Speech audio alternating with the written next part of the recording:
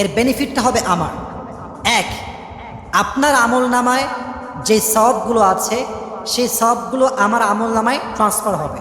আপনি যদি বদনাম করতেই থাকেন, গীবত করতেই থাকেন, হিংসা করতেই থাকেন, আপনার সমস্ত আমল নামা একদিন আমার হয়ে যাবে, আর আমার গুনাহের ভারগুলো আল্লাহ আপনার গুনাহে দিয়ে দিবে। নাউজুবিল্লাহ পড়বেন না তো সবাই?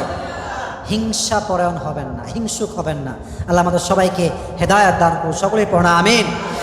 সর্বশেষ 10 নম্বর বাজে গুণ একজন চরিত্রহীন নারীর। চরিত্রহীন নারীরা দেখবেন প্রচণ্ড পরিমাণ অ্যারোগেন্ট হয়, অহংকারী, তাকানোই যায় না।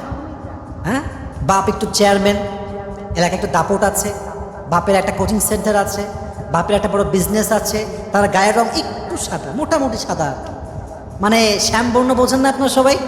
শ্যামবর্ণ, একদম সাদাও না, তাও ভাবে বাঁচে না, বাপ রে বাপ, কাউরে মেসেজ রিপ্লাই করে না, কারোর দিক তাকায় না, সালাম